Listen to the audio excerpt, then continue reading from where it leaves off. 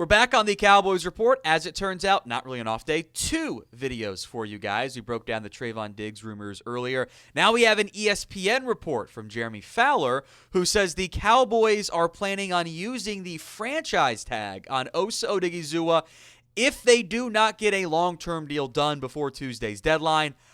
I have a lot of thoughts on this, and before we get into it, give me your one-word reaction to the report. The Cowboys will use the franchise tag on Osa if they do not get a long-term deal done. One word and one word only. Let me know in the comments of today's show. Look, my one word was really? Well, because I was being a nerd playing video games when the news came down, the report came down. I have issues here. I think it's one thing doing a long-term deal with Osa. I don't like using the franchise tag as a team. I don't think it helps you. I think it limits your creativity, your spending, all of that stuff. I don't like that. And I think it's just not if you want to keep a guy, just pay him, right? $25.12 million, I think per year I think that's just a lot for Osa. That alone is top 3 among defensive tackles. Now, maybe you can get a long-term deal done that's less than $25 million per year. I know Mike Fisher had mentioned $21 million. There was a time that I had hoped it was going to come in at less than 19, less than 20. Maybe it's not $25 million per year on a long-term deal, but that's just too much money for me. I get that. I get the massive red flags of not having any 3 techniques on your team if you lose Osa and you got to go outside the organization. I just think this is way too much. Like, you're at the 19, 20, 21 figure. Like, okay, I get that. And there was a report it was 22.5 from Nick Harris. What I don't like about this is every time I see a new Osa Odighizuwa update, the number keeps going up. I don't like that. I get that I think he has not yet had been the best version of himself. I get that he's probably going to command $20 million per year on the open market. I don't like this idea of, okay, well, now it's $25 million. I'll get into this in a second. The minute you put the franchise tag on somebody, the guaranteed money changes. You have a baseline. Now, maybe you're already there. That's very possible. But your guaranteed money changes the second you do that. And I'll break that down why in a second here. But in general, do you want to use the franchise tag on Osa Odighizuwa? Why for yes and for no? Let me know in the comment section of today's show. I also threw the report up there from Fowler. I hope you guys appreciate that. Look, the way that this works is the second franchise tag option becomes 120% of the previous year. So at that point, you're at $55 million. And you're probably already at that figure in terms of the guaranteed number. That's right alongside what Aleem McNeil got. My concern is the Dallas Cowboys are barreling towards an Aleem McNeil-esque contract of $24.25 million. And I am worried you're going to be paying top 5 money to Osa Odighizuwa among defensive tackles. And that's a lot of money. And if you're franchise tagging him, by the way, and you can't get a long-term deal done, I am even more concerned. If you put the franchise tag on Osa Odighizuwa, you have to get a long-term deal done. I can't have Osa on the tag at $25 million.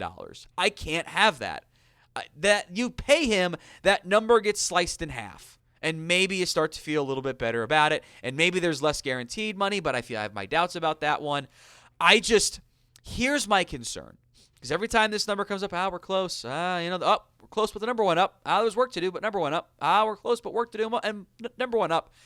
I am concerned the Cowboys are getting taken to the cleaners on this contract. That they are just desperate to not lose Osa. There are other teams with tons of cap space that have interest. There's probably some, I guarantee Osa's agent knows what other teams are going to offer him. I know that's the case.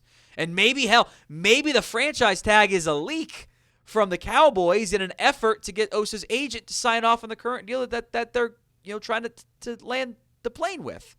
But this is a lot of money for a guy that I think the sack numbers are deceptive. But the sack numbers are still the sack numbers. The run defense has not been particularly great. If any of us had been told, hey, the Cowboys can use the franchise tag at Osa at $25 million 2 months ago, we would have went, no, they're not.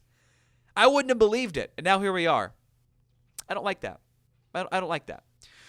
More to come on this, but today's show is made possible by Prize Picks. It is the best place to get real money sports action. With over 10 million members and billions of dollars in awarded winnings, Prize Picks has made daily fantasy sports accessible to all. You pick more or less on at least 2 players for a shot to win up to 1,000 times your cash. Run your game all season long on Prize Picks. It is available in more than 30 states, including California, Texas, Georgia, and Florida. They invented the flex play, which means you can still cash out your lineup even if it isn't perfect. You can double your money even if one of your picks doesn't end up hitting. Get $50 instantly after you download the app and play your first $5 lineup today. Simply use code CLNS at prizepicks.com/CLNS to get that deal. It's prizepicks.com/CLNS. Use code CLNS to get $50 instantly after you play that first $5 lineup. Win or lose, it's Prize Picks. Run your game. All right, more on Osa here. And I don't want to use the franchise tag. I would rather pay Osa whatever he's going to end up getting and accept the cost involved there, or I'll let him leave. I don't want to pay, he can't play on the franchise tag. He can't do it. I can't have Osa on the franchise tag at $25 million and expect to actually do the things I want to do in free agency. Because if I pay him and I pay Micah, the way those cap hits will probably even out is it's probably pretty even. And then I'm restructuring Dak and I'm restructuring CeeDee Lamb, and I've got over $50 million to play with. If I start putting Osa Odighizuwa at $25 million on my cap, and then even if I'm restructuring Dak and Lamb and I don't pay Micah, well, now I'm kind of staring in the barrel of, okay, now I got like $30 million. If even that generous of a figure in the end. You know, maybe it ends up being 35. But I can't do the things I want to do. Who the hell knows what they're actually going to if Osa's playing on the franchise tag? I can't have that. I need to pay him and backload the hell out of that contract with void years and shit. So I'm not paying money to those guys right now. I can't build the team I want to build, that we all want to build, if Osa's on the tag. I can find a way to make it work even if you're paying him $22.5 million per year, and I pay Micah for God's sakes.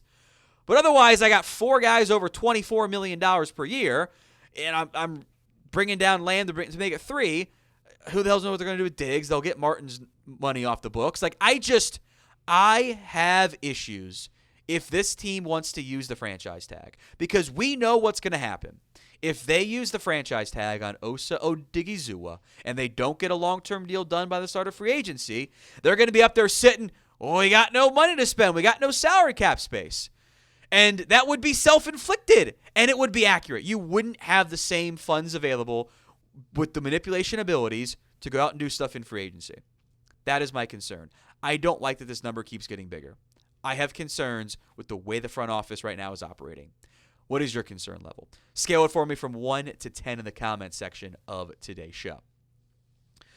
Look, I like Osa the player. I think he's a really good pass rusher. I think we have not seen the best version of him yet. I think getting better play overall along the defensive line will lead to better run stopping. But I can't sit here and tell you guys he's a top 5 player at defensive tackle. I don't believe that's true. I don't think that's the case.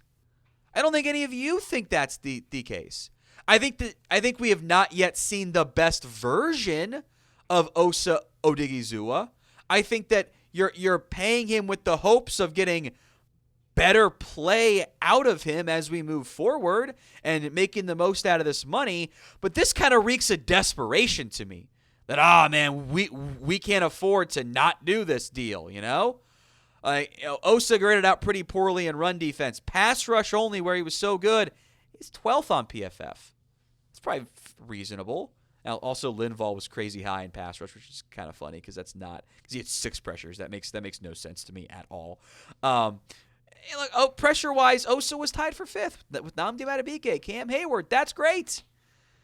The run defenses were not as particularly good, and that's kind of a concern for me. I don't like the trend we're on right now of this deal. It keeps getting higher every time it gets mentioned. I thought they were close. I guess they were not. I think clearly we were wrong on that. And hand up, ball up top, that's on me. I can't get on board tagging Osa, and I have a tough time getting on board with this level of contract going on right now.